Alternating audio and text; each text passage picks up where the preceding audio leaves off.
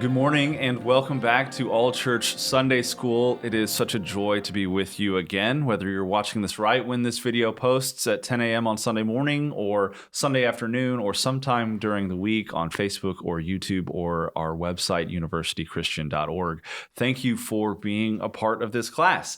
We are continuing our series on the Gospel of Mark today. We are entering into chapter 9. Can you believe it? We're already this far into the Gospel. I hope that you have your Bible in front of you. I hope that you've done some reading. There are so many stories in this chapter. Today, Renee is not with us. She is out of town. She is hanging out with grandchildren this week and next, and we're so thankful that she has the time to do that. And so with me is Reverend Kera Watts. Kera, how are you? I'm doing great. Thank you for inviting me to be a part. Welcome. I'm excited for you to be here. We've, we were talking about this before, kind of putting all of this show together today, and it's like you come in and you get the big chapter. Yes, which I agreed to do this before I knew exactly what we were going to be talking about. Yep, planned. That was the goal. But it's been good. It's been good to think about some really hard parts of the Book of Mark. Yeah, as the Book of Mark starts to become really.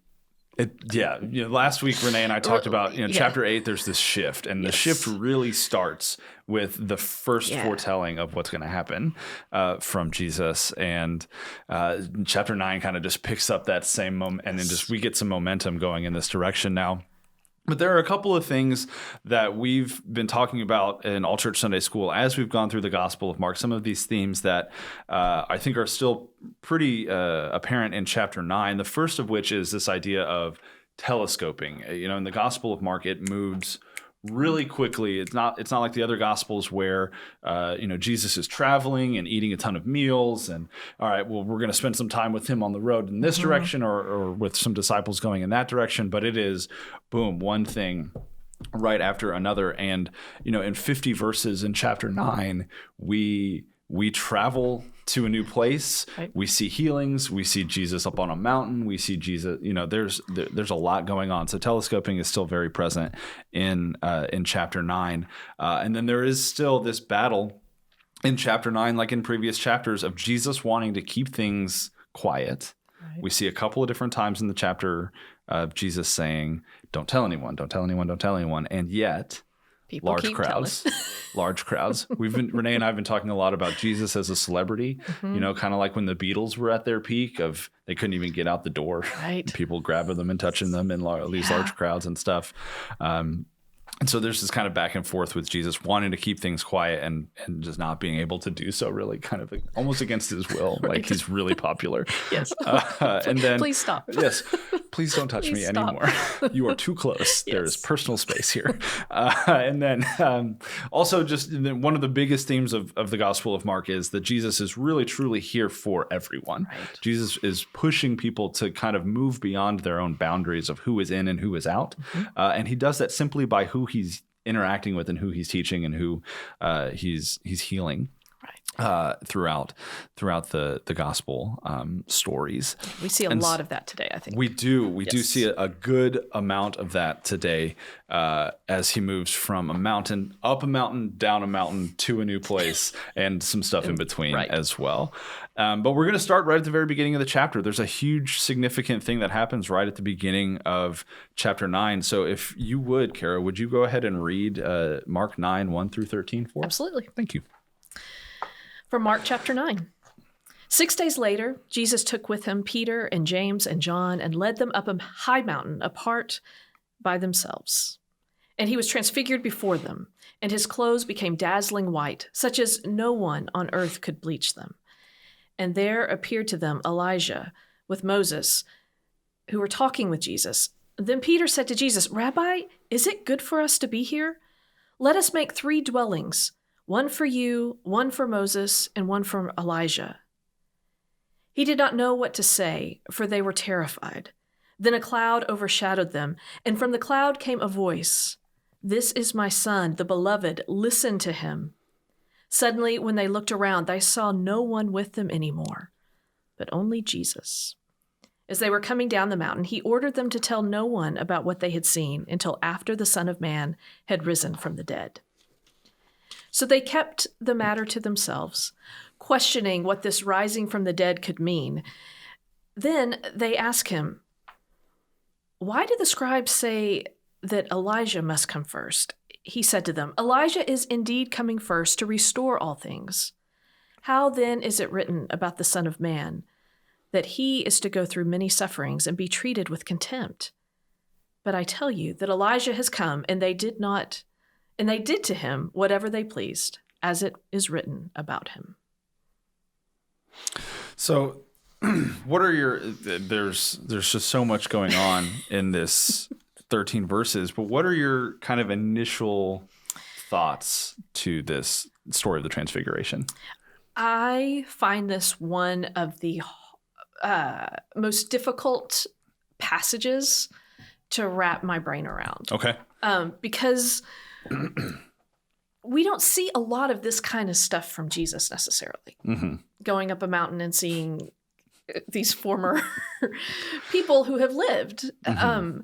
And so for me, it is a complex story that honestly, I think probably through my entire faith journey, I've just kind of said, okay, that's called the Transfiguration. That's the thing that happened. that happens. It's called the Transfiguration. They go up a mountain, something happens, people appear, there are disciples there, Jesus is there, and then it's over. Yeah. And so it is, in preparing and reading and trying to have a better handle and a better answer on this, I can see now, when I look a little more closely at it, that going up that mountain was such... seeing Elijah, a prophet, seeing Moses, a representation of the law that has guided and filled the lives of these individuals. And then for those individuals to just disappear and Jesus to be left standing. Yeah. I think is what stands out to me right now as that really powerful moment. Yeah, I totally agree. And I think too, when we remember what happened at the end of chapter 8, for those of you that were with us last week, this is coming right on the heels of Jesus for the first time telling his disciples, hey, this is what's going to happen to me. Mm-hmm. I'm going to die and I'm going to rise again. And Peter and Jesus have this really unique interaction where Peter kind of gets in Jesus's face and says, "You can't say that. You can't talk like that. Right. Here, you're gonna freak people out." Right. And Jesus turns his back to Peter and says, "Get behind me, Satan," and then starts to teach to the larger crowd again. And so, on the heels of that experience, we see Jesus take Peter aside as one of a few disciples that he's kind of handpicked in this experience to go up this mountain.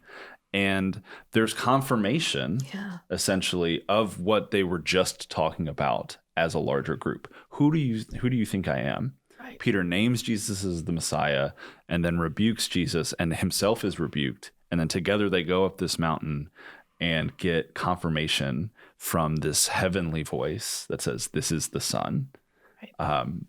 And so, to me, you can't tell the story of the Transfiguration without first talking about Peter and Jesus's interaction below, right. Because otherwise, it really doesn't make sense. It's like, wow, this is right. in the Bible. That's great. But I also really think that the end of the story is just as important for a different reason. L. Roger Owens from Feasting on the Gospels writes, implicit. So Jesus, we were coming down, and the disciples ask this question about Elijah, and Jesus doesn't really answer it, and instead he asks his own question that is kind of opens up the floodgates to a variety of other questions, and you can see the disciples, like the wheels, right. It almost kind of disrupts the experience that they just had, and continues to confuse them once they're back down off the mountain again. But L. Roger Owens writes this: implicit in Jesus' question of the disciples is the question most often asked in churches, the question of suffering. If all things are being restored, how could there be suffering in general and the Son of Man's suffering in particular? Jesus kind of responds to their question about Elijah with another question, and says, and asks, how then is it written about the Son of Man that he is to go through many sufferings and be treated with contempt? And how are the disciples even supposed to answer that question? But it leads me to this question, especially, you work with your children and families minister. I'm the youth and families minister. And I think we wrestle with this all the time, is how do we talk to younger people in the faith about stories like the Transfiguration in general? And also, how do we handle those bigger questions, those kind of existential questions that Jesus is kind of opening up the door to in this space? Yeah. I, as I have moved through ministry, and the more I know, the less I realize I know. I have empowered myself to say, I don't know, to children. And I think when I first started, I did my best to say, well, here's the answer that I think you need. However simplistic that could be. And so, yes, absolutely, there are questions that I can answer, but more and more and more, I find it incredibly important to ask kids what they think, because they're thinking enough to ask the question. Yeah. They have an idea. I mean, I think sometimes they generally want to know a straightforward answer. And the truth is, I want them to learn and understand that this faith journey and growing spiritually it's not about knowing the answers. It's about where are we right now in this moment. And so to kind of live with that reality that we just don't know, but we can think about it and we can talk about it and we can get other perspectives and we can read it from the scripture in one way. We can read it from a different translation. And so really trying to teach in a very developmentally appropriate way, how do we explore and find answers? Yeah. So that's where I am now. And I think that has been a transition of not just trying to know all the answers, but to teach a question-asking faith. Yeah. I think one of the most defining moments of my own faith journey and of kind of my equipping for ministry was when I was in seminary taking a class across the street at Bright with Nam Soon Kong, who you know as well. And one of her favorite kind of mantras is questions are more important than answers. Right. And this idea that when we are capable of asking those big questions, that means that we're ready to explore and we're ready to dive in. And there might not be a clean-cut answer at the end of that journey, but there might be better understanding. There might be 100 more questions. But what that's revealing to us and to God is that we are ready to engage at a level of depth that maybe will open up some new things to us. L. Roger Owens goes on to say in his writing about the Transfiguration and about these questions, he writes, if Jesus asks a deep and perplexing question like this, then in his questioning, there is surely an invitation for us to ask such questions without fear of reproach. If there are answers to be discovered, and for some questions there may not be answers, we discover them as we become participants with Jesus on this journey to the cross. The questions of Mark's Jesus invite us to be open and willing to ask risky questions about what his suffering and his rising again could possibly mean for us in the context of our lives and at the hour of our death. I really love that quote. That's a powerful question. And for me, my favorite part is that invitation for us to ask questions without fear of reproach. To do away with that thinking that we have to have it all together and know it all in order to understand who Jesus is and how God is working in the world. That's not it. What is important is asking the question. I agree. I think too, in this kind of giving permission that Jesus kind of hands over to the disciples, we, I think, as like the Big C church, a lot of times kind of poke fun at the disciples for not getting it right or not figuring it out. And we have the benefit of hindsight, and sometimes we still don't get it all, and we don't have it all figured out. We know what's about to happen. Yeah, like we've read the whole thing, and we still and we're frustrated with it. We're here, we're, doing our thing. I think Jesus is almost offering kind of like a a lifeboat to the disciples in this moment. Like, I know you've got big questions. Right. You were just on a mountaintop. You saw two guys that have been gone for a long time. I've been telling you some really tough things to comprehend. Right. It is okay to ask big questions. Right. And so, maybe it's not fair for us to always kind of be knocking on the disciples like we do. But I do just I love that in the midst of this profound experience, Jesus just takes a moment and acknowledges, like, yeah, you got some, I can tell. Right. You've got some big questions. Well, and I think about Peter, yeah, who has already been rebuked. Yeah. Like significantly rebuked. Like, yeah, that was pretty powerful. Get behind me. And it wasn't a private rebuke either. It was a public setting. And now there is the moment where he gets to go with Jesus in this incredible experience. Mm-hmm. But Peter still comes down that mountain not listening, and still misunderstanding. And so to me, I think, okay, yes, we need to ask questions, but sometimes we need to listen a little bit first. Mm-hmm. We need to do the work. We need to delve in and figure out what we're asking. Asking good questions is incredibly important. Yeah. And so I think that while we have the opportunity to ask all these questions and the invitation to ask all of these questions, I think that part of what I learned from Peter and how he is in this is that we have to listen too. Yeah. And to listen to one another, to listen to what the scriptures are telling us, to listen to what we know or what we think we know, and the experiences of others in the world who live differently than we do, to really understand what this journey is really about. And so there's a lot in the question asking, and there's a lot in that listening for what we might find. Oh, absolutely. There's, it requires a certain level of vulnerability and courage and then compassion as well. Just kind of create that space where that even feels possible. Right. And Jesus is modeling that, I think, as they're coming down the mountain. When they come down the mountain, when they come. Anyways, so as you may or may not know, Kera, Orlu Lager is our resident art seeker for us here at All Church Sunday School. She does a tremendous job of providing us with some imagery to go with the stories that we're talking about. And Orlu, you have outdone yourself once again. Thank you so much. So we're going to take a look at a couple of these pieces that Orlu has found for us this week. The first one being kind of the pinnacle of all Transfiguration imagery by Raphael. It's the last painting that Raphael did in his lifetime. It's currently residing in the Vatican. And there's so much going on in this picture. But I want to read a little bit about this painting. Let's see. Okay.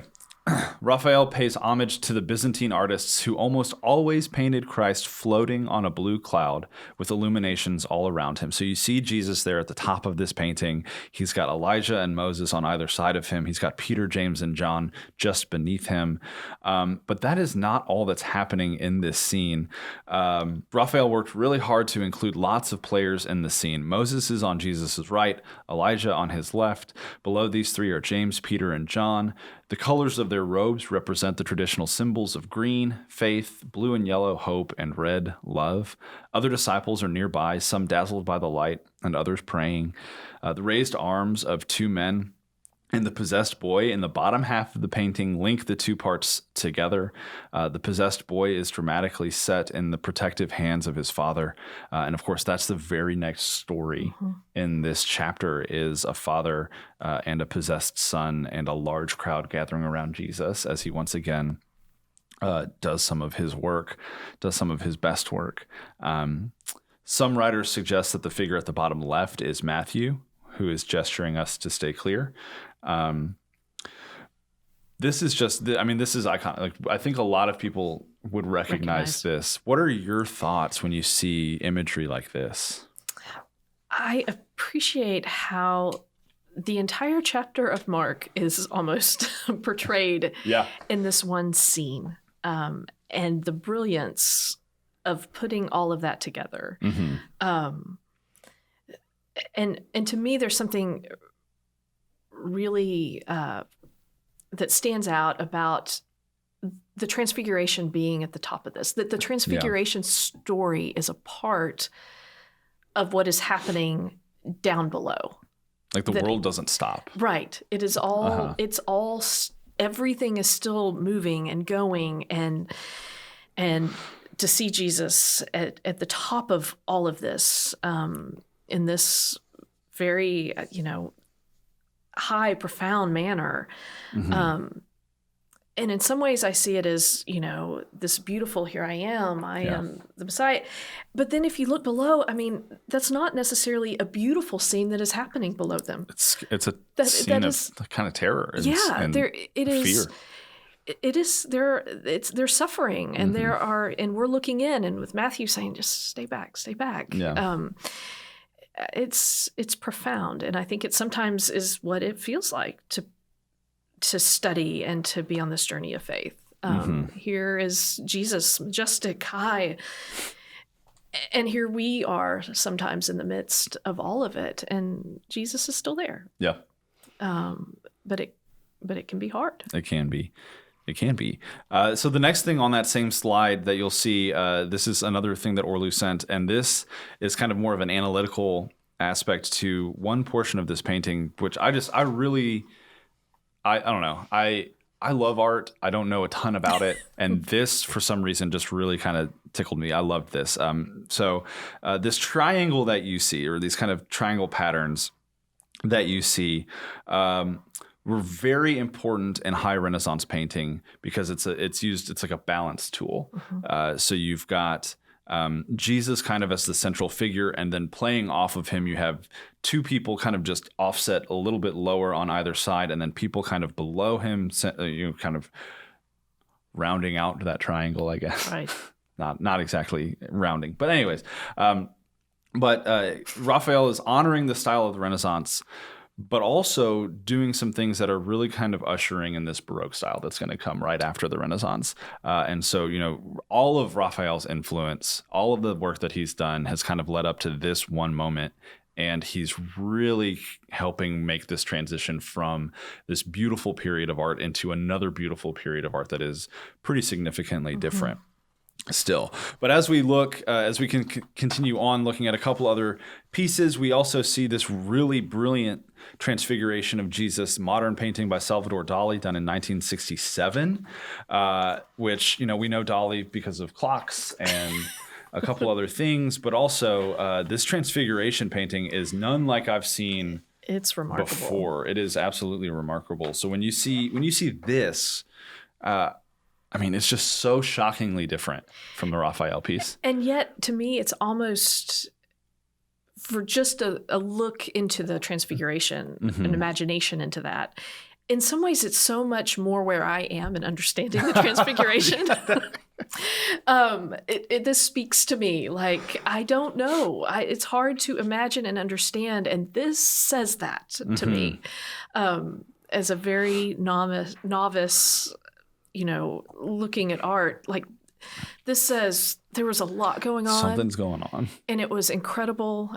And yet you don't have to have it perfectly identified. It can just be this. Yes.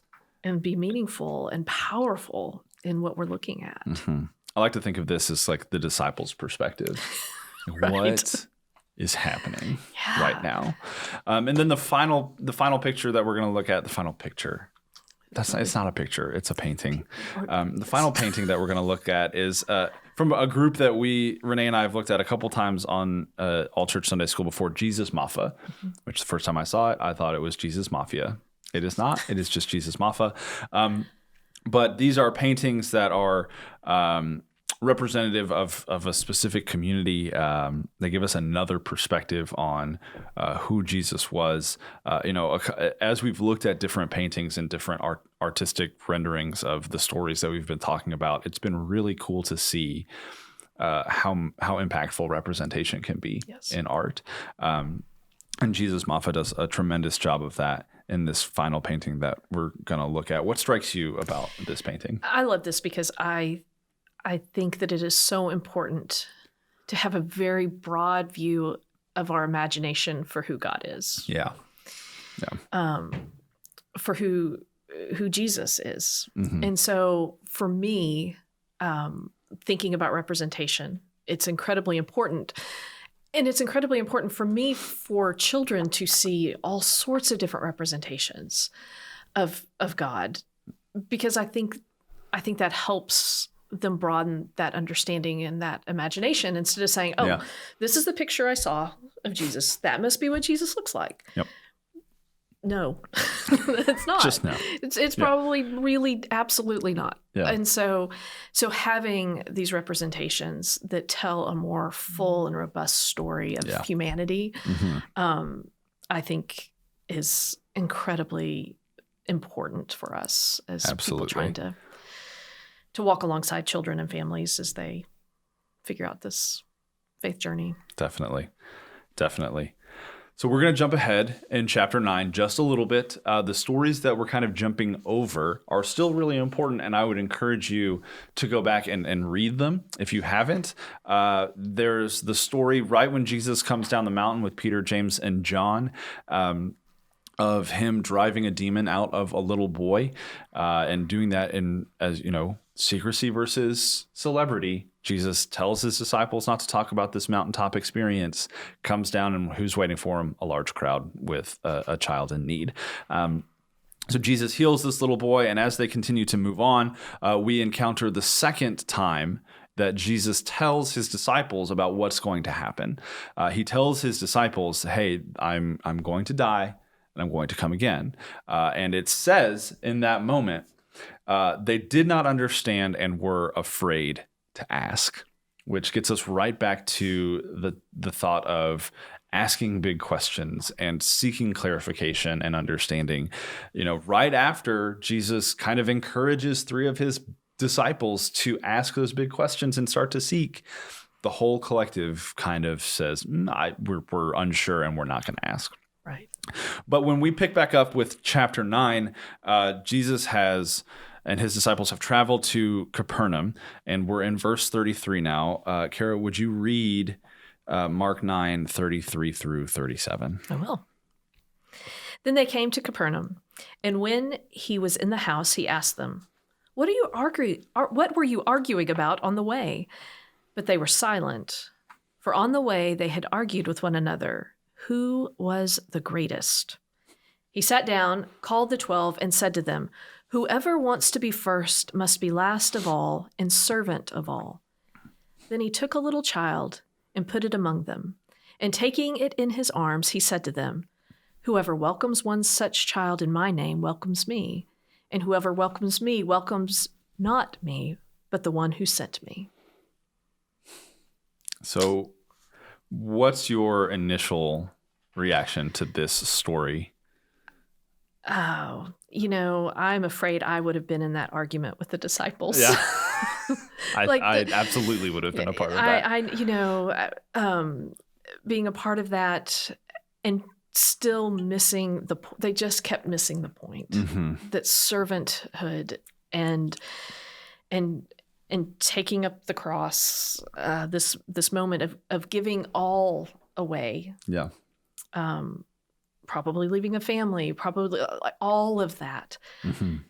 They're still not quite there. Yeah. And for Jesus to flip them around essentially and say, this is really what it is. And to use a child in the midst of that, the lowest of the lowest of the lowest, particularly at this time, what an incredible teaching moment.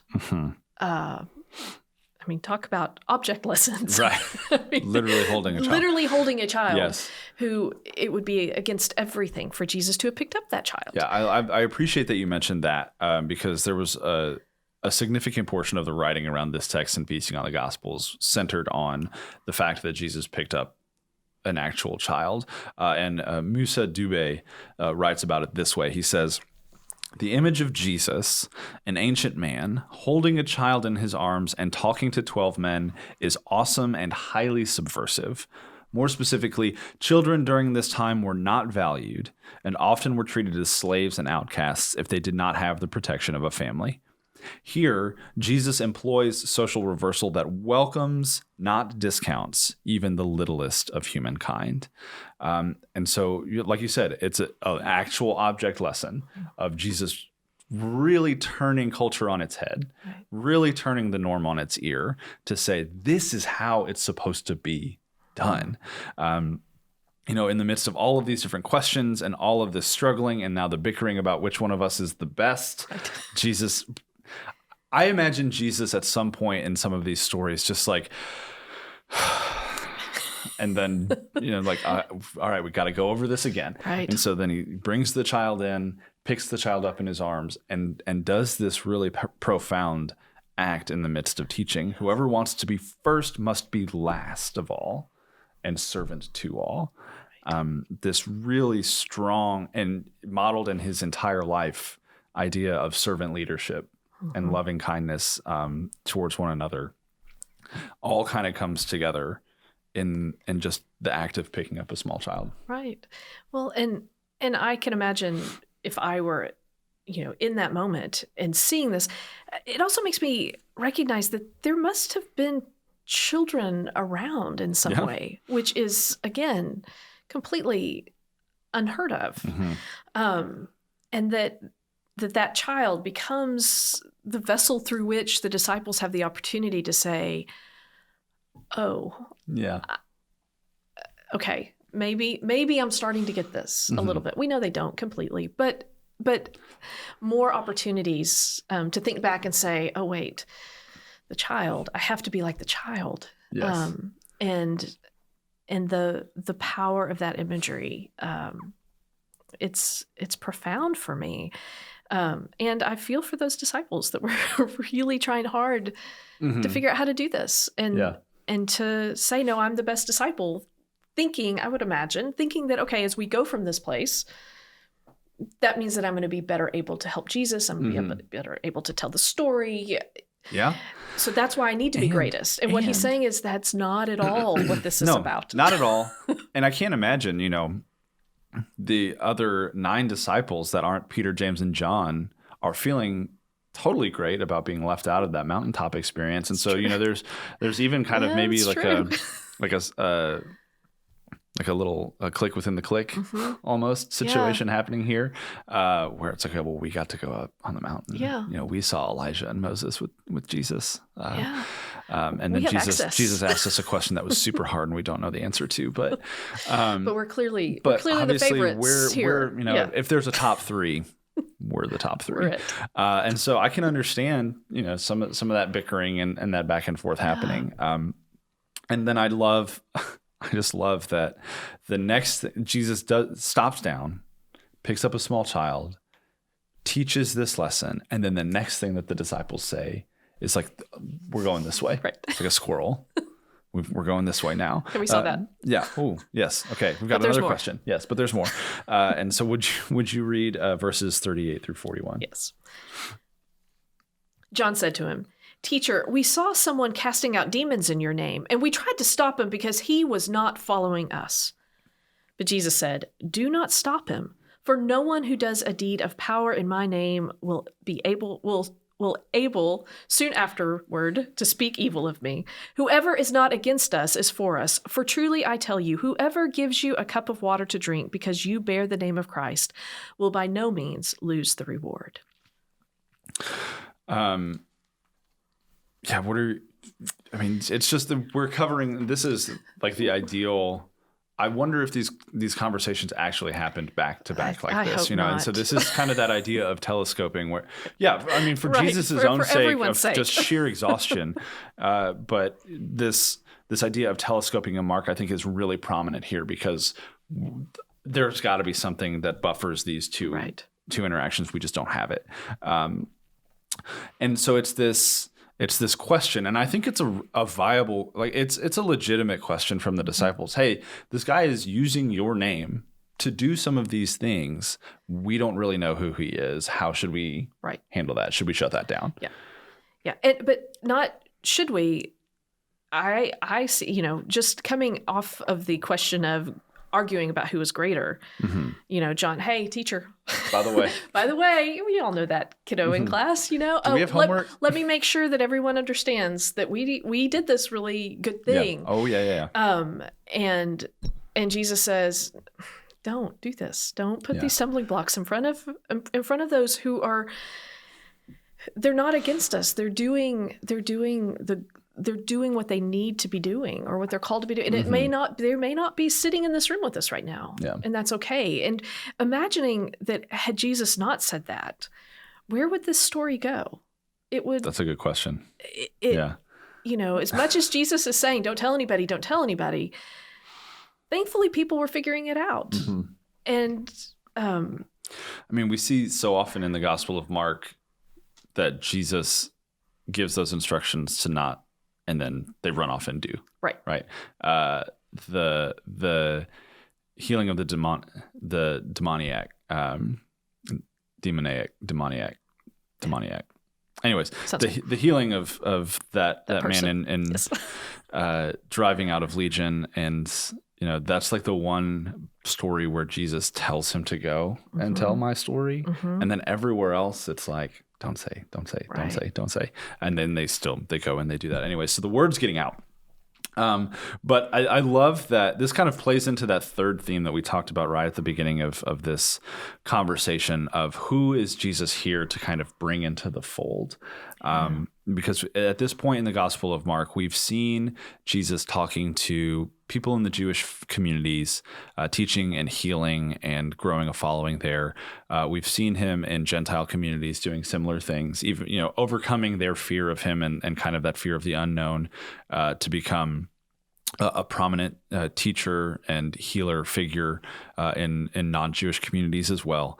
And now in this instance, Jesus has to remind those closest to him that we're not in this just for a few folks. Right. Like people might look different from you. People might do things in a strange way that you don't know about. But if they're doing it in my name, we're welcoming people into the fold. Musa Dube, who we just quoted a couple moments ago, says this about these few verses. He writes, Jesus' teaching serves to encourage the disciples also to welcome others who work or come in the name of Jesus. For such people are likely to remain valuable supporters. Thus, the disciples must be careful and not too quick to discard anyone who they think is not like them. As they will travel to various places and rely on the grace of strangers, they must be careful not to discount persons whose actions appear strange to them. Jesus says to welcome everyone. I think there's a nice lesson in there for the modern church, right, as well. Right. What are your thoughts on that? To me, it's a great reminder of, obviously the theology that we know, that we talk about, it's not exactly the same every place. Yeah. And I think it's sometimes easy to have this feeling of this is right. It might not be right in other situations. And to welcome in those other voices to that conversation that can broaden our perspective or can broaden someone else's perspective that comes from, when we get to share how we're thinking and how we're studying and what we're looking at and how we're serving and all of those things. And so to me, that broadening of the circle into an understanding, it is helpful for us. Yeah. For that just that conversation and what we can learn. And it's also helpful for those that are coming in. To know that this circle or this table continues to grow is, to me, even if we're not all exactly lockstep the same, there's a lot of richness and beauty in that. And that Jesus is saying that's the way it should be. Yeah, that's the goal. It's that's not the goal. that you should just welcome those that think like you, but to welcome those that will push you and that are looking to have that conversation and to grow. One of the first lessons that we do every year in disciples class, or baptism preparation class for our 6th graders, is it's all broken up into C words, as you know, and the first word is confession. And so when we talk about confession with these kids, we're talking about how do we talk about our own faith? Not necessarily like confession of a crime or confession as we kind of understand it in Catholicism, but really just this idea of, let me tell you about what I believe. And one of the things that we always talk about is, how much more valuable it is to understand the journey of faith as a community event because of the richness of those conversations. And also kind of like basically what you just said, this idea that we start to know God better when we understand how other people see God. Right. Jesus, it feels really simple in theory and in theology. And then we get into the practice of it and it's like, man, this is hard work. This is really hard. But that's exactly what Jesus is encouraging folks to do, is don't write people off because you don't know them, because they're doing things differently, because they think or believe a little bit differently from you. It's better for you to make sure that they're included. Yeah. And it's better for everyone. Right. It's better for God. Right. That's going to be where we stop today. We have not reached the end of chapter 9. It is a long chapter. Yes. It is full of things. The telescoping is exhausting. It's really real in chapter 9. But we'll pick back up with the ending of chapter 9 next week. For next week, finish chapter 9 if you haven't yet. Also venture into chapter 10. Whatever translation of scripture you use, pull that one out. Take a look at it. As Kara mentioned, and as Renee and I have talked about before on All Church Sunday School, it is very valuable to look at different translations of these texts, to explore how the words and the phrases shift and change. There's something about taking a look at different translations to see how they tell the stories of Jesus. So read Mark chapter 10, finish chapter 9 for next week, and we're going to dive right back in. As always, you can reach out to us at acss@uccftw.com. That email goes to Renee and I both. If you have any thoughts on the conversations of transfiguration and teaching and small children that Kara and I have had today, please send us that note. I'll make sure that Kara sees all of those as well so that we can respond to you together. We always love hearing from you. That's part of what makes these conversations so valuable, is when you hop in and participate as well. And we're thankful for every one of you that has done that so far and every one of you that will do that. Kara, thank you so much. This was fun. For being a part of this conversation. Thank you for inviting me. You're welcome. I have done this before, but I have never co-hosted with you or with Renee. It's true. It's a trivia question. Yes. One day that will be a trivia question. There was one episode that was you and JV, I believe. It was Shannon and I. Shannon. That's right. It was Shannon and I. And so, yes. So this was fun to be an official part. An official. Official part. So thank you. Welcome to the community. Yes. So this has been All Church Sunday School this week. We hope that however and whenever you're finding us, that you are doing well, that you are finding hope and peace and meaning. And we will see you next week.